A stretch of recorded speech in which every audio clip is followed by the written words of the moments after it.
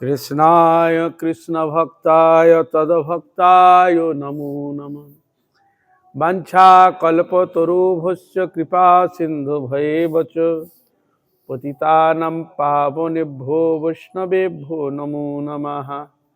नमो महावदन्नाय कृष्णप्रेमप्रदायते कृष्णाय कृष्णचैतन्यनाम्ने गौरतिसे नमः। हे कृष्ण करुणा सिंधु दीनबंधु जगतपते गोपेश गोपिका Kanto Radha Kanto नमस्तुते। तप्त कंचन गौरांगी राधे वृंदावनेश्वरी वृषभानुसुते देवी प्रणमामि हरिप्रिये। वृंदावै तुलसी देवै प्रिया वै केशवस्य च कृष्णा भक्ति प्रदे देवी सत्वत्वै नमो नमः। श्री कृष्ण चैतन्य प्रभु नित्यानंद श्री अद्वैत गदाधर शिवासादि गौर भक्त बिंदा। हरे कृष्ण कृष्ण कृष्ण हरे हरे, हरे राम राम राम हरे हरे। नारायणं नमस्कृत्य नरं चैव नरोत्तमं देवीं सरस्वतीं व्यासं ततो जयमुदीरयेत्। हरे कृष्ण कृष्ण कृष्ण हरे हरे, हरे राम राम राम हरे हरे। যাহার করুণায় ভগবত করুণা লাভ হয় সেই পরমারাধ্যতম পরম কারণিক শিশিলা গুরু পাদম জগৎগুরু নিত্যলীলা প্রবিষ্ট ছিল ভক্তিদান্ত বাউন গোসাই গুরু মহারাজ পটক গোসাই গুরু মহারাজ ভক্তি প্রজ্ঞান কেশব গোসাই মহারাজ সপার্ষদ ভক্তি সিদ্ধান্ত সরস্বতী গোসাই ঠাকুর সপার্ষদ গৌর কিশোরদাস ভক্তি ঠাকুর জগন্নাথ ষড় গোস্বামী সপরিকর গৌর নিত্যানন্দ সপার্শ্ব রাধা বিনোদ বিহারী তদীয় পরিকর বৃন্দ সর্বাবতার যুগন তদীয় পরিকর বৃন্দ অর্চামূর্তি সমূহ গুরু পরম্পরা গঙ্গা যমুনা তুলসী মহারানী ভক্তি দেবী ভক্তি শাস্ত্র যু চরণ কমলীয় ধমের ভক্তিপূর্ণ অনন্ত অনন্ত কোটি সাষ্টাঙ্গ দণ্ডবত প্রণাম পূর্বক তাহাদের অহৈত কৃপা আশীর্বাদ প্রার্থনা করি। পরম পূজনীয় বৈষ্ণব বৃন্দ ভক্তবৃন্দ সকলের চরণে অধমের যথাযোগ্য দণ্ডবত প্রণাম। আপনার কৃপা করুন, আশীর্বাদ করুন যেন নিত্যকাল হরিগুরু বৈষ্ণবের মহিমা গুণগান কীর্তন করে আমার নরাধম পাপিষ্ট জনকে যেন আমি ধন্য করতে পারি। হইয়াছেন হইবেন প্রভুর যত দাস সবার চরণ বন্ধু তন্তে করি। জয় শ্রী রাধে।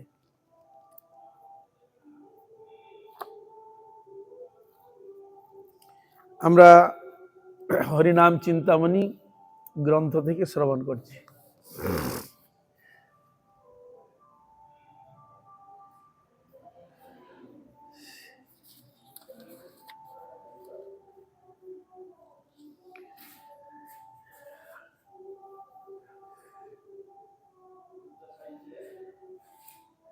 শিলা হরিদাস ঠাকুর মহারাজকে বলছেন, নিত্য বস্তু রসরূপ কৃষ্ণ সে অদ্বয়, সেই চারি পরিচয়ে বস্তু সিদ্ধি হয়। তাহলে নাম রূপ গুণ লীলা ভগবানের এই চারটি বস্তু হচ্ছে নিত্য। রসরূপ কৃষ্ণ সে অদ্বয়, নিত্য বস্তু ভগবান, তার নাম রূপ গুণ লীলা সেটাও নিত্য, ভয় নিত্য। এই চারটা যে পরিচয়, এগুলো যদি আশ্রয় করা যায় তাহলে তার বস্তু সিদ্ধ হয়। বস্তু সিদ্ধ কখন হয়? নাম রূপ গুণ লীলা এই চারটা বস্তুকে অবলম্বন করে তো ভক্ত থাকে, আর এই চারটা বস্তু শাস্ত্রে আলোচিত রয়েছে। ভগবান নাম রূপ গুণ লীলাই তো আলোচনা, লীলা ভক্তকে নিয়ে লীলা করেছেন, তার গুণ প্রকাশ করেছেন, মহিমা প্রকাশ করেছেন, এই চারটা বস্তুর মধ্যে আমরা পাচ্ছি। কিন্তু এই ভক্ত এই চারটা বস্তুকেই তারা আস্বাদন করেন। ভগবানের রূপ গুণগান কীর্তন করেন, লীলাকেও কীর্তন করেন, আর হরিনাম মহামন্ত্র রূপে স্বতন্ত্র রূপে যে প্রকটিত তাকেও তারা গান কীর্তন করেন। তা এই চারটি বস্তু হচ্ছে সিদ্ধ বস্তু। এই চারটি বস্তুকে যদি ভক্তগণ আশ্রয় করেন, গুণগান কীর্তন করেন, তাহলে কি হয় না, যিনি এই গুণগান কীর্তন করবেন ভক্তি সহকারে, তাহলে আমাদের জন্ম জন্মান্তরে নানা প্রকার যে কামনা বাসনাগুলো রয়েছে, জড় ভাবনা, জড় চিন্তা, সম্পূর্ণ সেগুলোকে দূরীভূত করে দিয়ে একবারে শুদ্ধ করে দিবে। যেমন অগ্নিতে সোনাকে দিলে খাদ বেরিয়ে যায়, আসল সোনাটা বেরিয়ে আসে, সেরকম আমাদের মধ্যে খাদ কি, এই নানা প্রকার কামনা বাসনা, জড় চিন্তা, জড় ভাবনা, এগুলো হচ্ছে খাদ। এই খাদগুলো আমাদের আত্মার যে নিত্য পরিচয়কে গোপন করে রেখেছে, প্রকাশ করতে দেয় না, নানা রকম বাসনার দ্বারা চেপে রেখে দিয়েছে, প্রকাশ পাওয়া যায় না। তাহলে এই বস্তু চারটাকে যদি গ্রহণ করা যায়, তাহলে কি হবে, এগুলো নষ্ট হয়ে গিয়ে অপ্রাকৃত যে আমাদের বস্তু সিদ্ধি যেটাকে বলা হয়, মানে ভগবত পার্শ্বদ্য লাভ, মানে সাধনে শুনবি সিদ্ধি লাভ করেছ।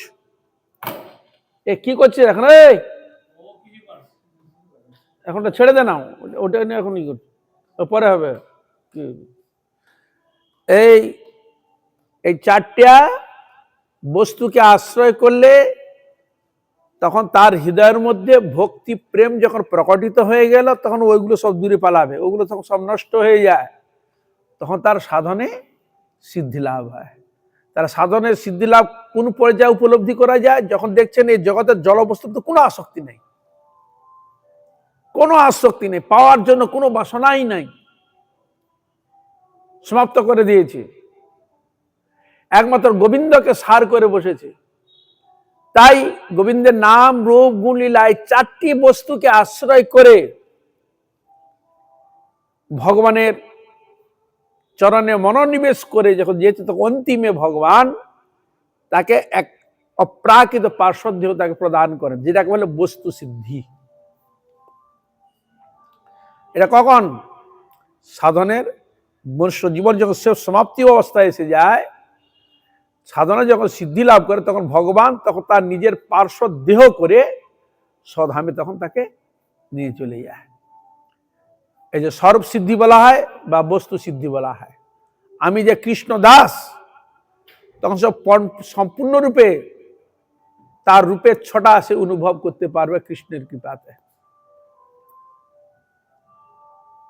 যার যে রস রয়েছে, সেই রস পূর্ণ মাত্রায় প্রকট করবেন ভগবান গোবিন্দ, তখন তার ধামে ভগবান নিয়ে চলে যায়।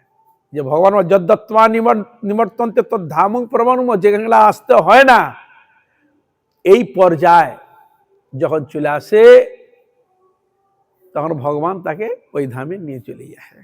উদাহরণস্বরূপ, যখন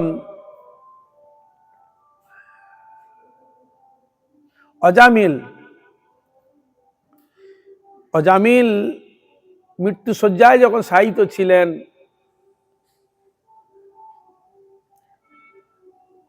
তার পূর্ব জন্মের অর্জিত যেসব পাপ সমূহ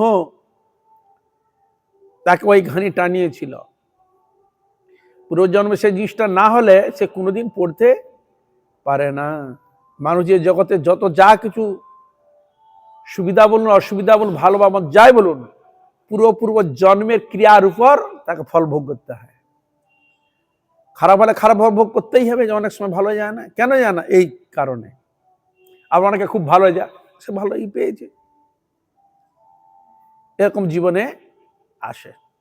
তাই ওর জীবন ওই কেসে এসে গেছে। ব্রাহ্মণের ছেলে হয়ে বিশেষ কারণে বশত তাকেও এক স্ত্রীকে গ্রহণ করতে হলো, পুত্র সন্তান নিয়ে থাকতে হলো অবৈধ ব্যাপারে। যাই হোক, কিন্তু মৃত্যুর সময় যমের তার বিকট রূপ দেখে, তার ছোট ছেলের নাম ছিল নারায়ণ, সে তখন ডাকছে, বাবা নারায়ণ নারায়ণ নারায়ণ।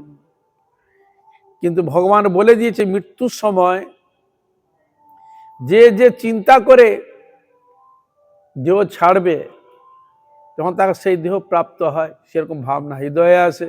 যজ্ঞং বাপি স্মরণ ভাবম তদ্দন্তে কলিবরম। যেরকম ভাব নিয়ে হয়, তাই এখানে ভগবানকে ডেকেছে। ছেলের নাম ছিল নারায়ণ, তো কিন্তু নামটা তো ভগবানেরই। এই তখন ওই সময় হে নারায়ণ নারায়ণ নারায়ণ নারায়ণ বলে যে ডাকলেন, তখন যমদূতকে বলছেন, বিষ্ণুদূত পাঠিয়ে দিয়েছেন ভগবান 4 জন। এই যমদূত, এখন ছেড়ে দাও, কথোপকথন বলছে, ছেড়ে দাও, পাশবদ্ধ করতে এসো। বলো তো পাপী, পাপ করেছে। আর তুমি জানো না আমার প্রভুর নাম করছে? পাপী হলে পাপীর মুখে মুখ ভগবানের নাম আছে?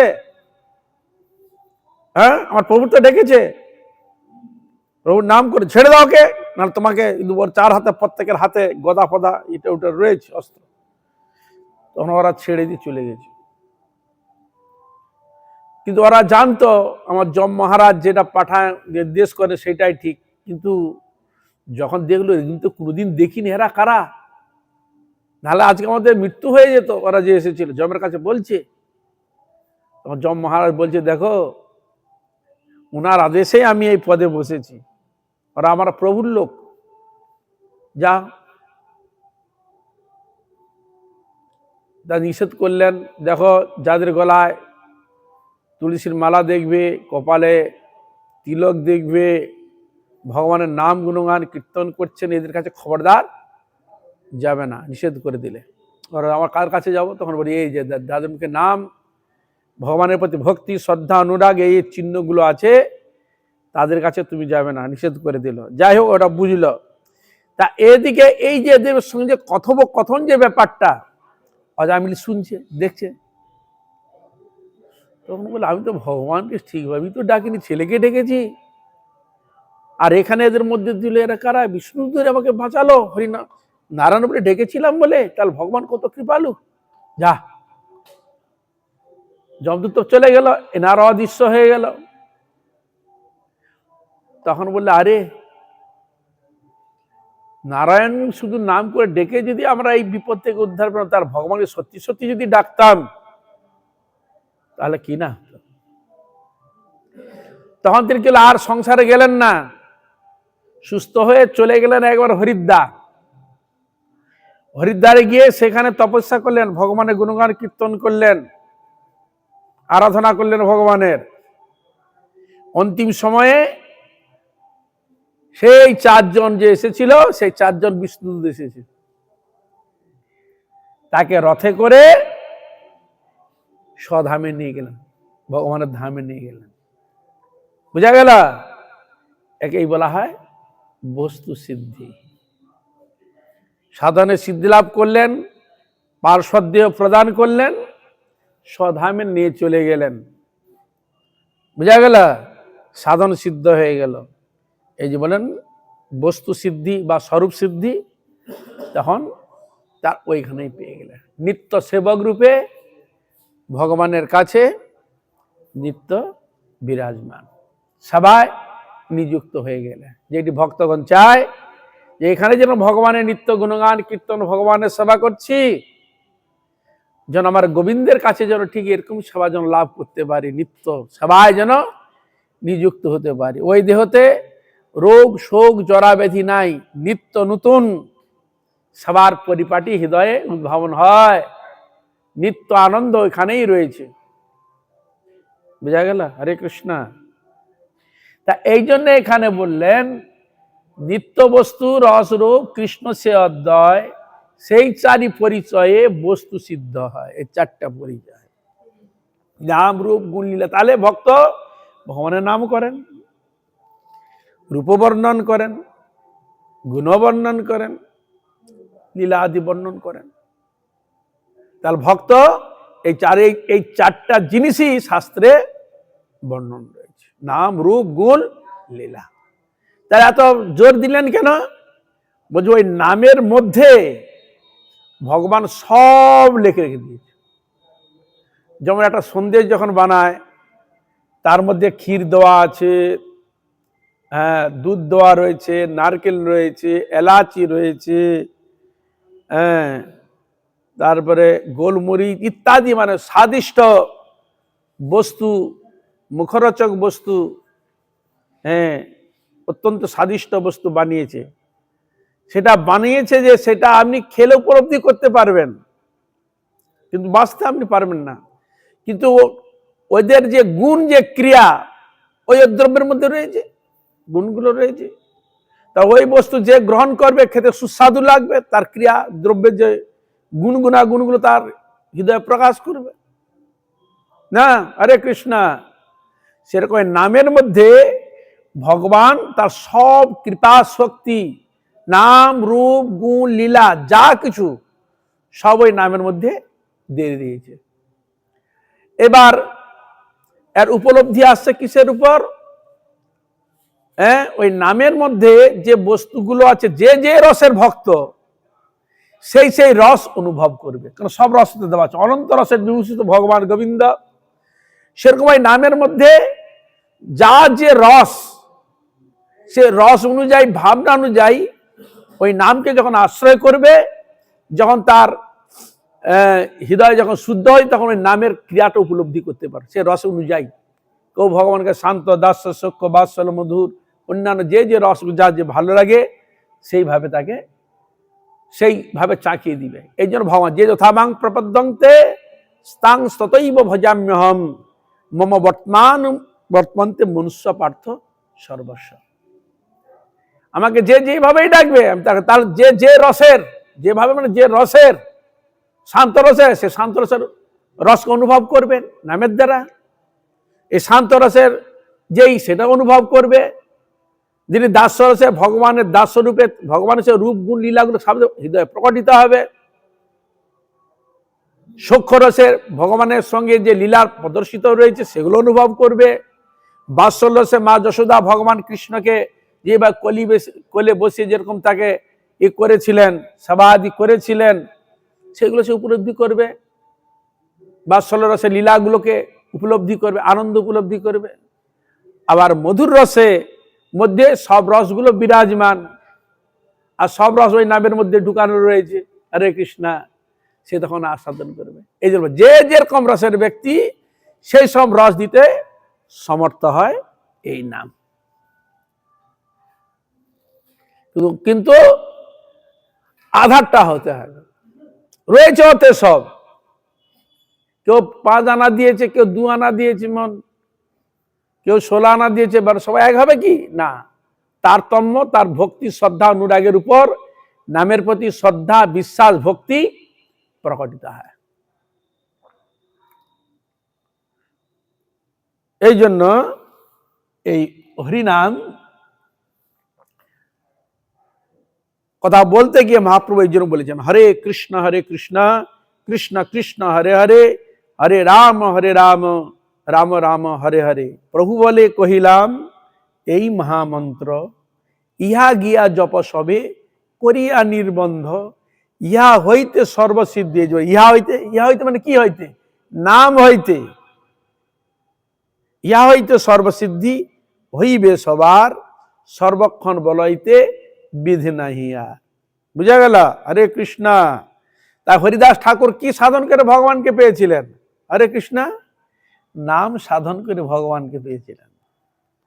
হরে কৃষ্ণ হরে কৃষ্ণ। এই জন্য নামের যে মধ্যে যে মহিমা, এত মূল্যবান বস্তু, খুব তাড়াতাড়ি নাম হচ্ছে, খুব তাড়াতাড়ি ভগবানের কাছে পৌঁছে দেয়, ভগবানকে প্রাপ্তি করে দেয়। তো হরিনামী খুব তাড়াতাড়ি, জলদি, মনোনিবেশ করতে দেয় না। যত সংখ্যা আমি কীর্তন করবো, হরে কৃষ্ণ কৃষ্ণ হরে হরে, হরে রাম রাম শুদ্ধভাবে উচ্চারণ করে ভগবানকে স্মরণ করে, নাম খুব তাড়াতাড়ি কৃপা করে থাকে, নাম খুব তাড়াতাড়ি কৃপা করে থাকে।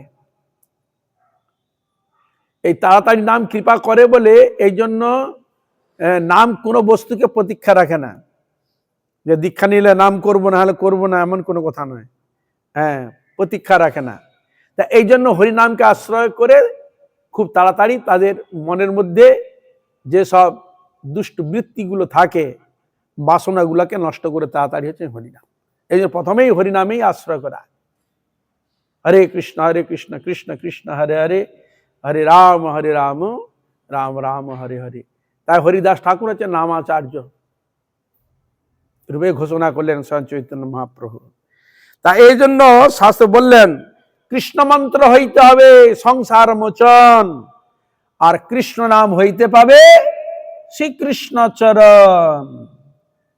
কৃষ্ণ মন্ত্র হইতে হবে সংসার মোচন, সংসার প্রতি যেমন আসক্তি থাকে ধীরে ধীরে আসক্তি কাটাবে, মনকে ঠিক ঠিক কন্ট্রোল করিয়ে দিবে মনের ভাবনা। আর নাম কি করবে? ভগবানের কাছে পৌঁছিয়ে দিয়ে।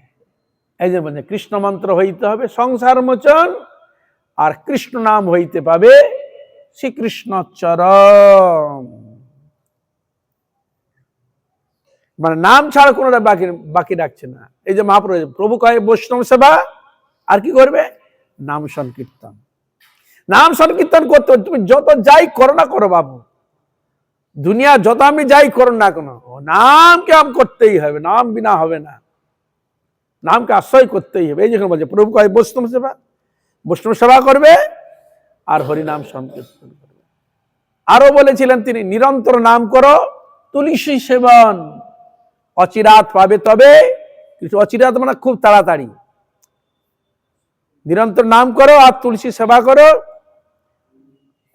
অচিরাত মানে খুব তাড়াতাড়ি কৃষ্ণ প্রেম তুমি লাভ করতে পারবে। নামের এত মহিমা, এই জন্য নাম নিয়েই তো সব না, কলকাতার নাম সংকীর্তন, নাম জপ ইত্যাদি এসব নামই দিতে পারে। আর কলিযুগে এই নামটাই হচ্ছে সাহারা, নাম বিনা কিছুই হবে না।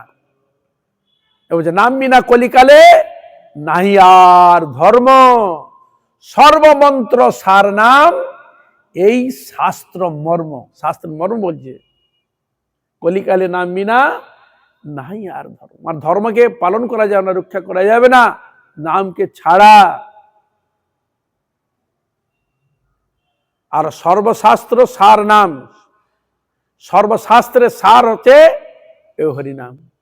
মর্ম শাস্ত্র বর্ণন করেছে, এই শাস্ত্র মর্ম।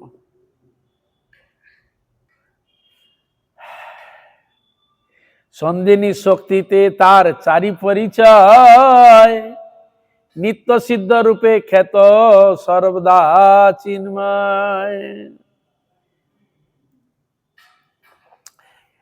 এই ভগবান এই যে নাম রূপ গুণ লীলা কোন শক্তিতে প্রকাশ করেন? পরিচয় প্রকাশ করেন জীবের হৃদয়ে সন্ধিনী শক্তিতে প্রকট করেন। সন্ধিনী, সম্বিত, লাদিনী এই শক্তিগুলো রয়েছে ভগবানেরই। এই সন্ধিনী শক্তির দ্বারা ভগবান সব প্রকাশ করে। ধাম, পরিকর, বিগ্রহ, ভক্তি রাজ্যে যা কিছু জিনিস প্রকাশ করে, জানিয়ে দে, বুঝিয়ে দে। এই যে বিগ্রহ সন্ধিনী শক্তি, এই শক্তির দ্বারা ভগবান প্রকটিত হয়, তার বাণী প্রকটিত করে থাকেন।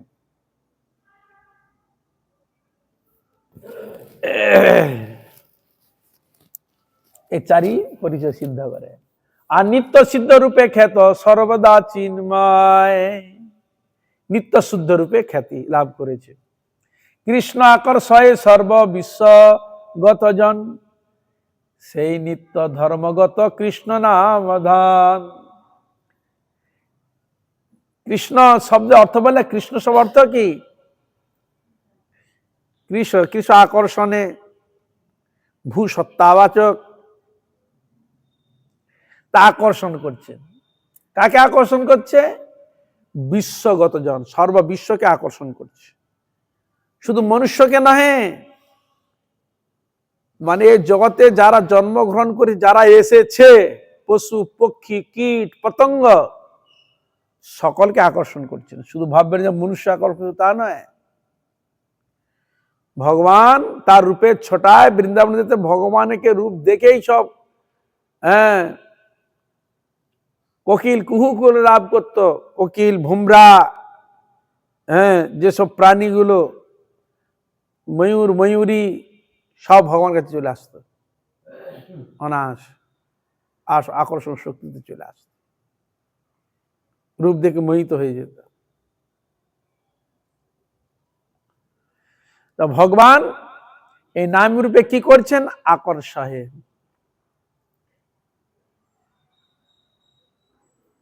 এই জন্য কীর্তন বলছেন ভবরোগ নাসিতে চতুর, কৃষ্ণ ভবরোগ নাসিতে চতুর। ভগবান জীবের দুঃখ কষ্ট পূর্ব জন্মে সব রোগে নষ্ট করতেন, নষ্ট করে দেয় শ্রবণ করা মাত্রই। জীবের হৃদয়ে শুদ্ধ হৃদয় ভাব প্রকট করে দেন। এই জন্য শাস্ত্র বললেন শ্রবণম মঙ্গলম, শ্রবণ করলেই তার মঙ্গল। মানে ভগবানের কথা শ্রবণ কীর্তন করলে আপনার লাভ ছাড়া লোকসান হবে না। হরে কৃষ্ণ। লাভ ছাড়া আপনার লোকসান হবে না। ভগবান তিনি এত কৃপালু। এই জন্য তিনি বিশ্বকে আকর্ষণ করেছেন। কেন আকর্ষণ করেছেন?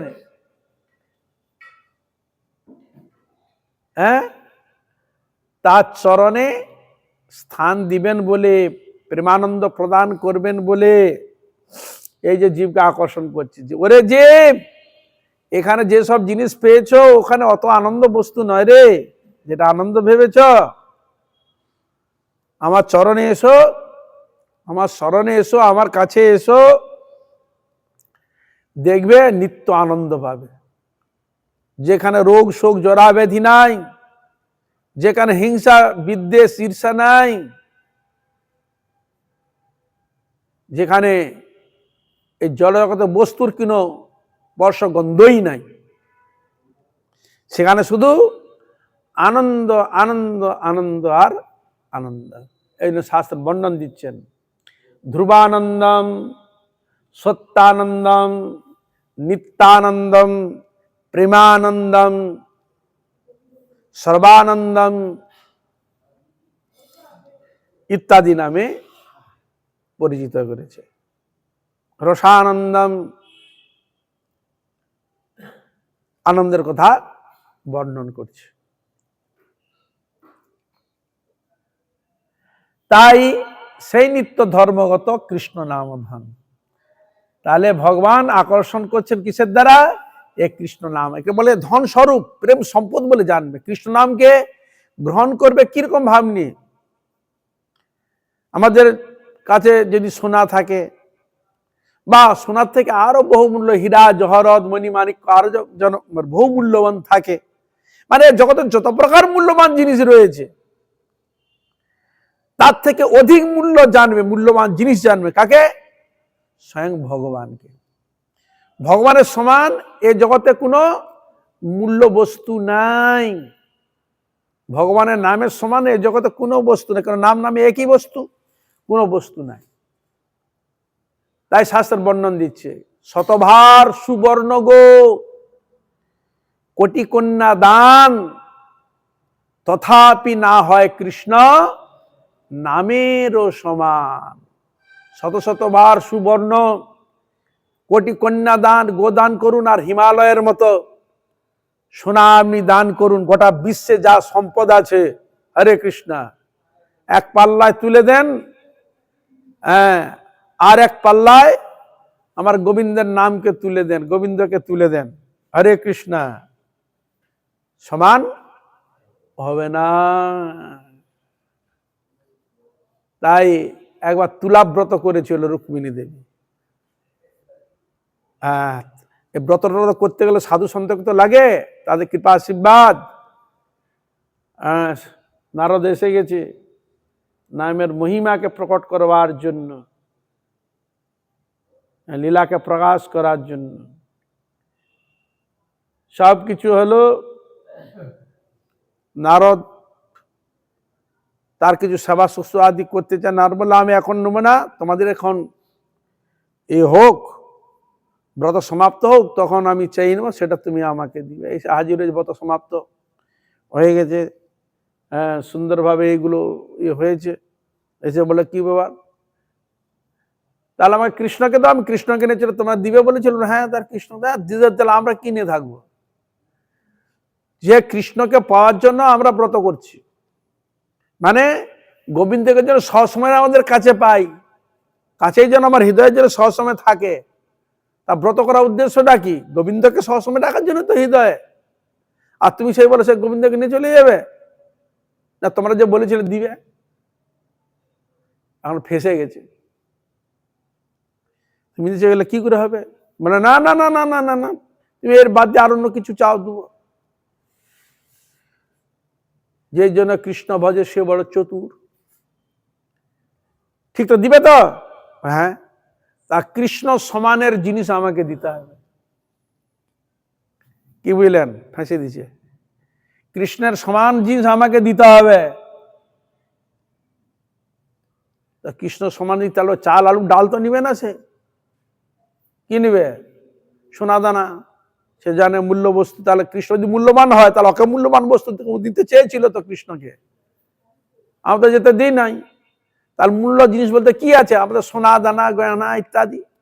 তাই হ্যাঁ, তাই ভগবানের কৃষ্ণের সমান জিনিস দিবে। ঠিক করলো। কি করলো? পাল্লা টাঙিয়ে দিয়েছে।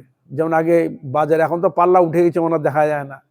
আগে বড় বড় পাল্লা হতো, কাঠের দাড়ি বড় বড়, এরকম হতো কি না? হ্যাঁ, একটা ওর উপরে বিশাল দাড়ি পাল্লা টাঙিয়ে দিয়েছে আর কি। টাঙিয়ে দিয়ে একদিকে কৃষ্ণকে বসিয়ে দিয়েছে, আর একদিকে সোনা দানা তুলছে।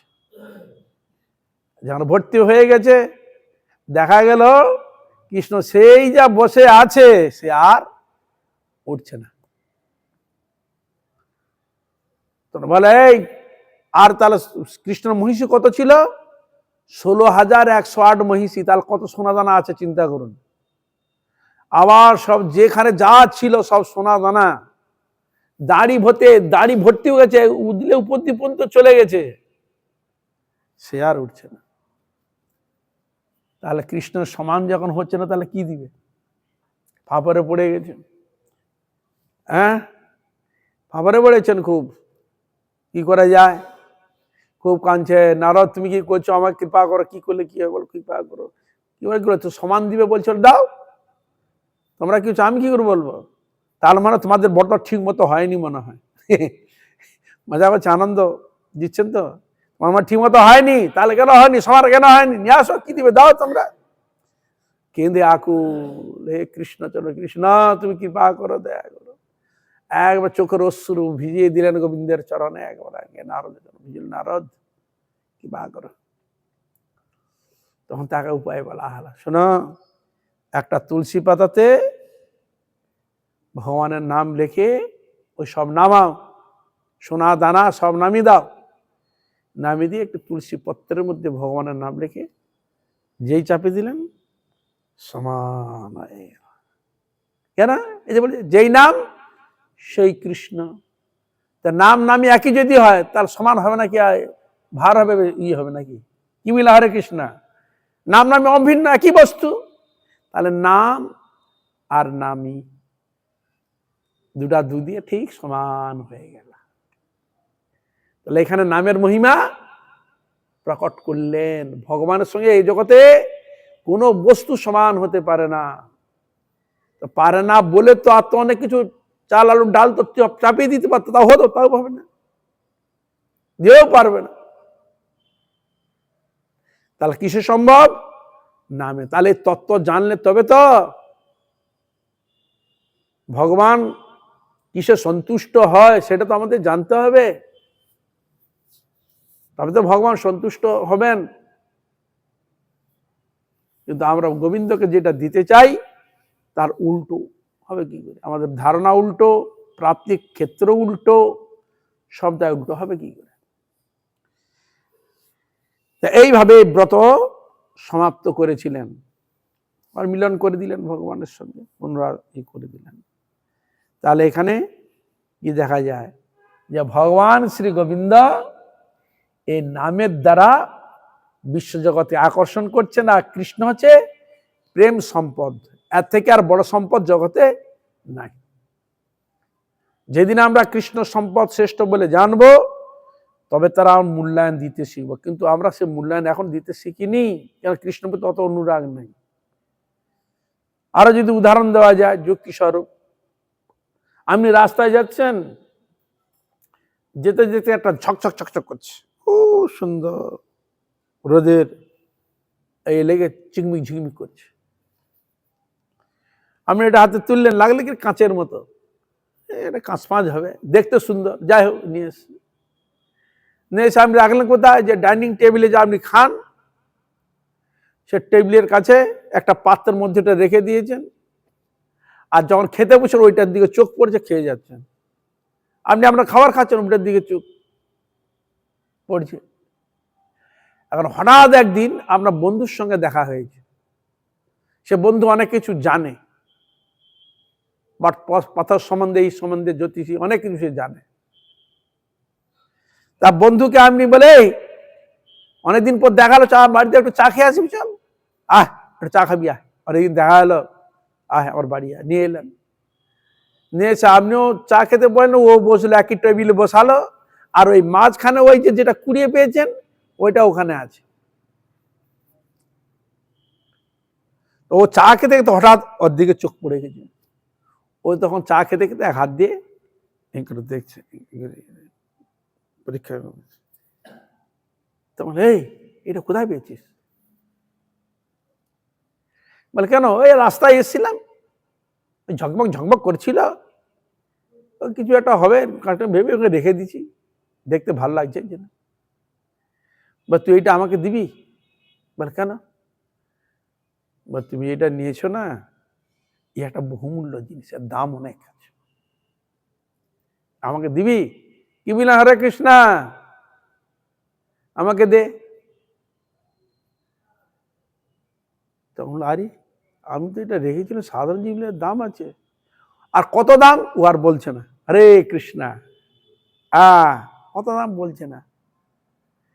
তো যাবো না, না আমি নিয়েছি, থাক না, পয়সা তো অনেক দিকে চলে যায়, অনেক কিছু হয়, একটা থাক না, দিল না, চলে গেল। আর এই যে বন্ধুর সঙ্গে দেখা গেল, সেও এসেছে। ওই যখন একটু দামের কথা যখন বলেছে না, ও তখন ওইটা ওইখানে রেখেছিল, এবার কি করলো, ড্রয়ারের মধ্যে ঢুকিয়ে দিয়েছে, হাতের জন্য কেউ দেখতে না পায়। তাহলে ওই যেই দামের কথা বলেছে ততক্ষণও তার আগে ওখানে ছিল, যে দামের কথা যেই বললো তাহলে ড্রয়ারে ঢুকিয়ে দিল, তার ড্রয়ারে চলে গেল, ও দামের জন্য, মূল্যের জন্য ড্রয়ার ঢুকে গেল। এখন লোক মুখে শুনতে শুনতে, ওই কথা শুনতে শুনতে, আর একজনের বন্ধু, সে আবার ওর থেকে আর জোহরদারি, এই চল, অনেকদিন দেখা হলো, একটু বসে গল্প করবো। ওকে ওই টেবিলেই বসে চাটা খাওয়াচ্ছে, খেতে খেতে ওই প্রসঙ্গ কথাটা এসে গেছে। তাহলে কি করিস? আমি এই করি, সেই করি, এইসব করি। তখন মনে হয়ে গেল, ওকে তো ওইটা দেখিয়ে তো বললে দাম তো আর বলেনি কত, এইটা ওকে দেখায়, ও কি বলে। ও ড্রাফ থেকে বের করে নিয়ে এসে ওকে দেখে, এই ভাই দেখ তো এটা কি। ও তখন নানারকম হাতে এটি ধীরে ঘষে শেখাতে বসে, ওটা কত দাম হতে পারে? ওটার দাম 1 লাখ টাকা, কমে সে কম। 1 লাখ টাকা দাম আছে? তখন ও কি করলো, দিল, মানে এটা আমাকে দেব না, আমি রেখে দিই, এটা আমার কাছেই থাকে, মূল্যবান জিনিস। কি করলো, ওইটা ড্রয়ারে ছিল, এবার অ্যারেঞ্জ চেস্টে, সে ভিতরে, আর ভিতরের মধ্যে যেখানে ঢুকিয়ে দিলা, যেখানে আপনার লকারে রাখেন। তাহলে আমি ওইটার মূল্যবান তখন আমি জাননি, আগে যখন আপনি জানলেন তখন ড্রয়ার থেকে এখন আর ডিপলি ভিতরে ঢুকে যেত, আর কেউ জানতে পারে না। এরকম ভাবে গোপন করে রেখে দিলেন। কখন রাখলেন? ওর মূল্য যখন এত হলো। সেরকম এই জগতে আমরা রয়েছি, বহুমূল্য ধন আমরা ভাবি এর থেকে মূল্য হয় না। সে কৃষ্ণ মূল্য, অপ্রাকৃত বস্তু, প্রেম, ধন, সম্পদকে যখন আমরা শ্রেষ্ঠ বলে যখন ধ্যান দেবো, তখন হৃদয়ের লকারের মধ্যে ঢুকিয়ে রাখবো। ওই জিনিসটা ওখানে থাকলে আমরা চোখে রাখি না, ওখানে আছে তো, আছে তো, আছে তো, মন পড়ে থাকে না। সেটা গোবিন্দ রূপ সম্পদকে হৃদয়ে, তখন মনকে সব সময় ওই গোবিন্দের চিন্তায় থাকবে। ঠিক আছে তো, ঠিক আছে তো, বর্ধন করার জন্য মনের মধ্যে সব সময় সেই অপ্রাকৃত বস্তু ভগবানের কে স্মরণ চিন্তন দ্বারা সবসময় হৃদয়ে ধরে রাখবেন। নিতাই গৌরী প্রেমানন্দ।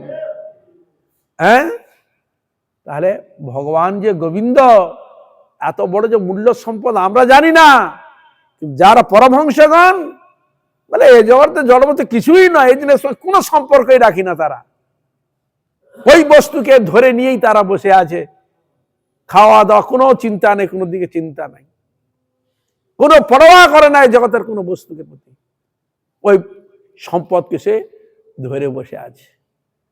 যেটি ভাষা ছিল জীবন গোস্বামীর, পরশমণি পেয়েছিল, যে ধন হইয়া ধনী মনি রে মানো না মনি, তাহার খানিক আমি মাগি নত সে, যে ধন হইয়া ধনী, এ মণিকে মণি বলে মানছে না, পরশমণিকে, সেই ধন হচ্ছে কে? ভগবান গোবিন্দ। এখানে শ্রেষ্ঠ ধনকে ব্রজের গোপীগণ ধরেছিলেন, প্রহ্লাদ মহারাজ, ধ্রুব মহারাজ ছেড়ে চলে গেছে গোবিন্দকে প্রাপ্তির জন্য।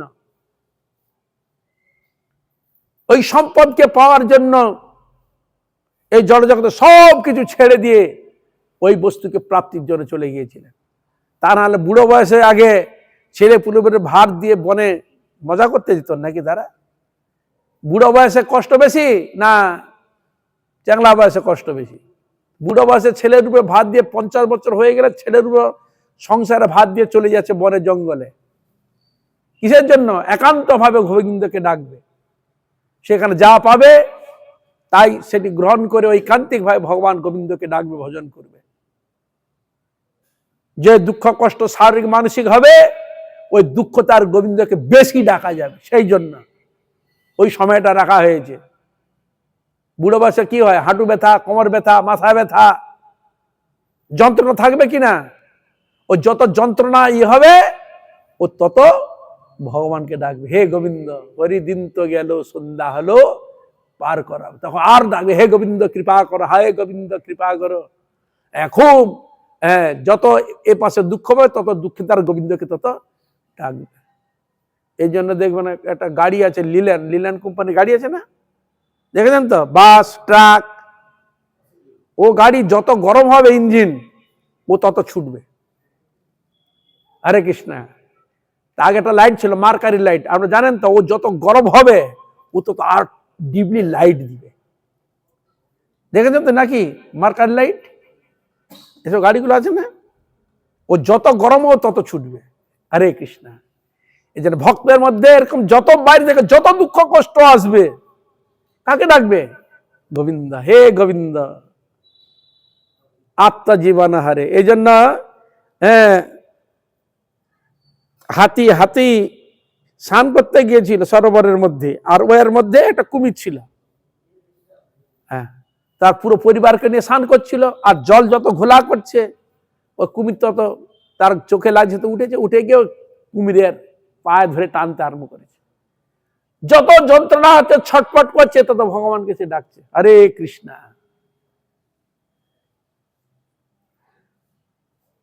ভগবানকে ডাকছে, হে গোবিন্দ আমাকে উদ্ধার করো, কৃপা করো, আত্মজীবন হারে। আমার জীবন নষ্ট হয়ে যাচ্ছে, খুব কষ্ট বিপদে পড়ছি, প্রভু ভগবানকে ডাক। তার এই জন্য ভগবান এই জগতে কষ্টটা রেখেছে আমাদের মঙ্গলের জন্য, এটা জানবেন। কষ্ট, এই দুঃখ কষ্টটা ভগবান দিয়েছে কেন? ভগবানকে ডাকার জন্য। এইটা যদি আধ্যাত্মিক আদি দবিতে না দিত না, এমনি যেগুলোতে তাতে আমরা ভোগে করে কত মজা মারছি, কত লুটছি, ওইটুকু যদি না দিত, ও ভুল করেও ভগবানকে ডাকতো না। বলুন তো, একটা কথা বললে বিড়াল কখন গাছে উঠে? একটা শব্দ প্রয়োগ হয় না, বলে বিড়াল কখন গাছে উঠে? যখন সে কোনো দিকে আর বাঁচার চেষ্টা করে, তখন গাছে উঠে পড়ে ও। ডাকবে কখন? একজন সেদিন একটা প্রসঙ্গে ক্রমে একজন ভদ্রলোক বলছিল, বলে একজন সে এত নাস্তিক, কোনোদিন ভগবানকে ডাকে না, নাস্তিক। যখন বলে তোমার ডাকো, যদিও ভক্তি থাকলে যা সে ডাকতে চাইতো না, কিন্তু এমন এক অসুখ হয়েছে, অপারেশন করতে, অপারেশন, পেট কাটতে হবে, শুয়ে আছে তো, ডাক্তারবাবু আমি বাঁচবো তো? আর যে অপারেশন কেসটা আমার মধ্যে আসছে, এরকম কেস আপনি মানে অপারেশন করে তারা সুস্থভাবে গিয়েছে, এরকম এরকম হয়েছে কি? মানে জানতে চাচ্ছে, তাহলে সে আরো একটু পাবে, ভিতর বল পাবে, যা তাহলে আমিও। দেখুন, কেউ মরতে চায় না এই জগতে, আমরা সকালে আমরা বাঁচতে চাই, মরতে কেউ চাই না। ওই যে বারবার বলছি যে এরকম আমি বাঁচবো তো, বাঁচবো তো। তখন সে ডাক্তার বলছে আমি উপলক্ষ মাত্র। ও তখন কপাল হাত বলে, এইটা যদি ভালো হয়, উপরওয়ালার যদি তোমার প্রতি শুভ দৃষ্টি থাকে, কৃপা থাকলে, তাতে এখানে আমারও কোনো যোগ্যতা, আমি উপলক্ষ মাত্র। তুমি বাঁচবে কি মরবে সেটা উপরওয়ালা, বুঝলেন? এই যে কথা শুনে চলে গেল, ঠাকুর কাকে ডাকছে? হে ভগবান, তুমি ছাড়া আমার আর কেউ নাই। এতদিন খুব বাহাদুরি মেরেছিল, বড়া অর্থের অভাব নাই, জনলোকের কোনো অভাব নাই, একটা হাঁক দিয়ে অনেক লোক চলে আসবে, অর্থের কোনো অভাব নাই, মিটে যাবে। অর্থ দরকার, অর্থ দিয়ে দিল, জনবল দিয়ে দিল, কিন্তু এটা বাঁচারটা কে দিবে? এটা হাত কে দিবে? সকলে আমরা জানি উপরওয়ালা ছাড়া আমার কেউ নাই। তখন সে ভগবানকে ডাকছে, শুয়ে, হে ঠাকুর, কাঁদছে। তারা দ্বারা কি প্রমাণিত হয় বলুন? তাহলে এই জন্য ভগবান দুঃখটা দিয়েছে তাকে ডাকার জন্য। এই জন্য বর্ণনা করছে, উত্থিষ্ট জাগ্রত প্রাপ্য বরান নিবোধত, উঠো জাগো। এই জগতে জড়বস্তু ভোগ্য বিষয়ে আমাদের একবার জ্ঞান, টনটনে জ্ঞান, কিভাবে অর্থ ইনকাম করব, কোথায় কিভাবে নিয়ে আসবো, কোথায় ব্যবসা বাণিজ্য করবো না কি হবো, এদিকে টনটনে জ্ঞান আছে, এদিকে আমরা জেগে আছি। আর হরিভজন হরি আরাধনা ক্ষেত্রে এগিয়ে আমরা ঘুমিয়ে আছি। হরে কৃষ্ণ।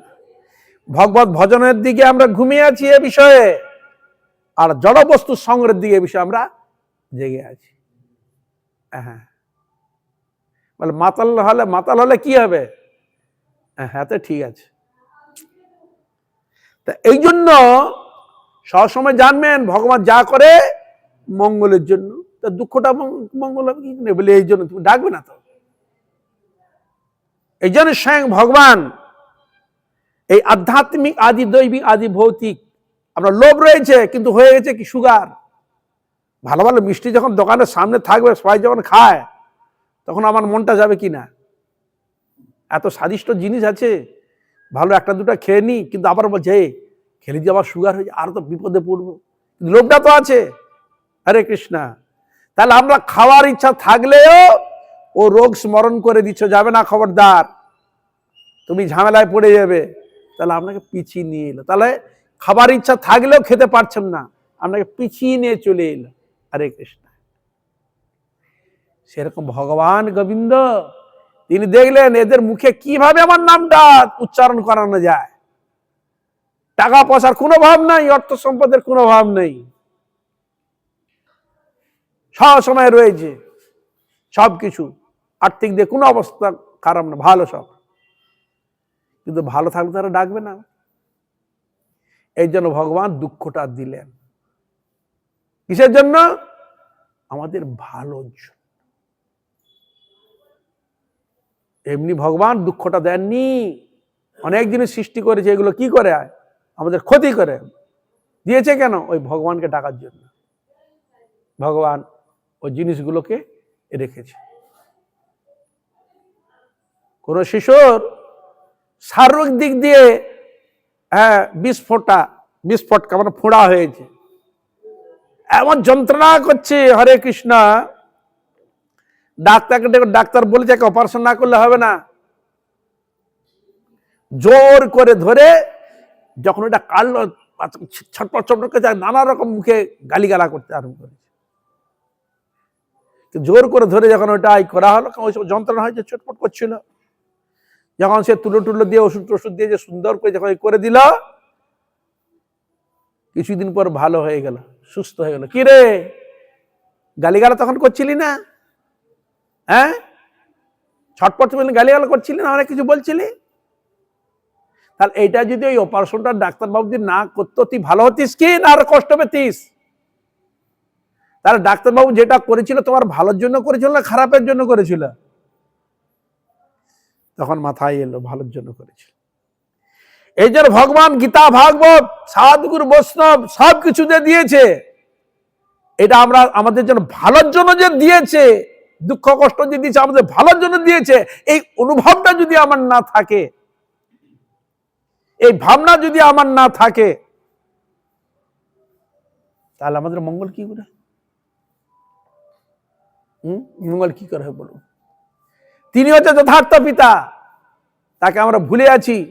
আমাদের ভালোর জন্য ভগবান কত রকম ব্যবস্থা রেখেছে, দুঃখটাও ভালো, সবের থেকে ভালো।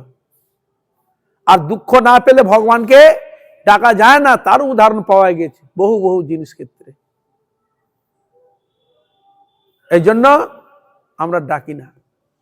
দুঃখ খুব পাচ্ছি, কষ্ট খুব পাচ্ছি, সয়ে নিচ্ছি। কিরকম সয়েছি? যুক্তি দিচ্ছে শাস্ত্রে, এই জগতের যুক্তি।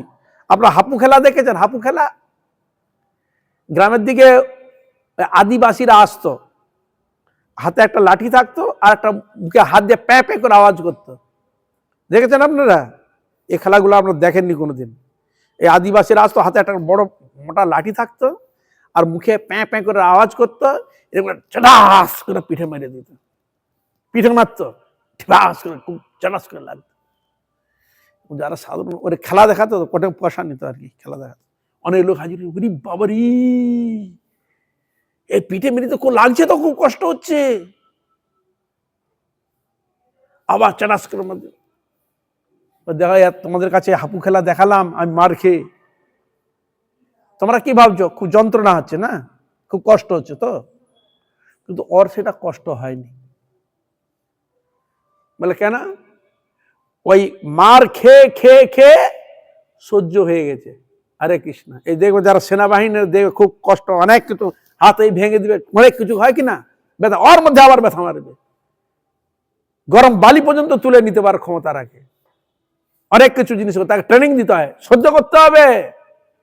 এর জন্য আমরা এই জগতে এই মানে ঘা খেয়ে খেয়ে ওই হাপু খেলার মতো সহ্য করে ফেলেছি। শাস্ত্র অনেক কিছু কথা প্রয়োগ করলেও সেগুলো আমাদের গায়ে লাগে না। ওই হাপু খেলা যেন গায়ে লাগে না, আমাদের গায়ে লাগে না হরিভজন করার জন্য। ও যত বললে বল না, এই আমাদের মহারাজ বলতেন, যত বলবি বল না কেনে কানে পড়িছি তুলো, আর যত মারবি মান্না কেনে পিঠে বেঁধেছি কুল্লো। যত বল কানের মধ্যে তুলা আছে, কানে ঢুকবে না, আর যত মারবি মার, পিঠে কুলো দেওয়া আছে, পিঠে মারলে ওই কুলোর মধ্যে পড়ে যাবে, আমার গায়ে লাগবে না।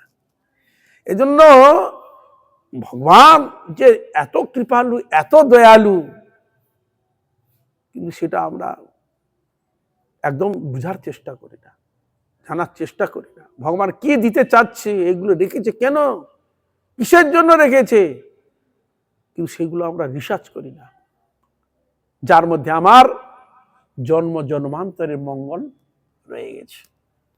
সেই বস্তুটা অবশ্যই জানতে হবে। আজ এখানে থাক সকল বৈষ্ণব, সকল বৈষ্ণবী, সকল ভক্তবৃন্দের চরণে পূর্ণ দণ্ডবত প্রণাম।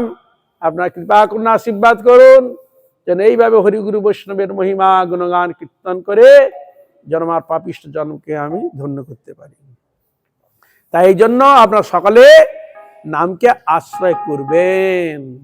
এই নাম কত মূল্যবান, নাম ছাড়া গতি নাই।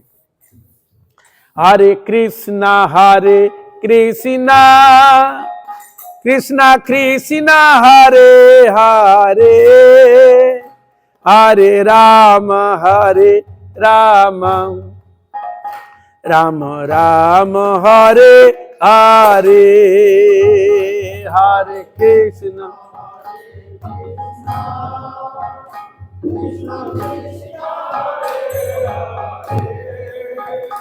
হরে Ram Ram Ram Hare Hare. Hare Krishna, Krishna Krishna, Hare Hare, Hare Rama, Rama Rama, Hare Hare.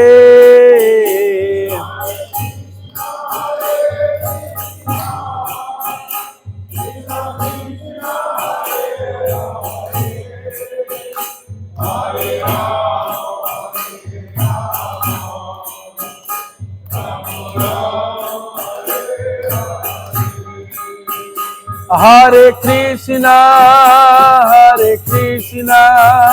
Krishna Krishna, Hare Hare, Hare Rama, Rama Rama, Hare Hare.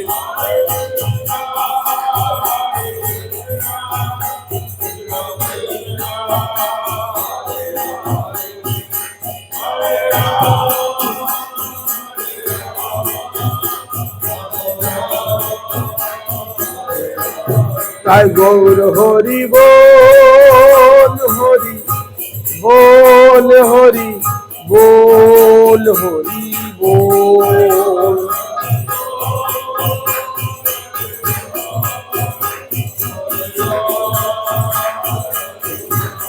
Jai Gaur Hari Bol, Hari Bol, Hari Bol, Hari Bol.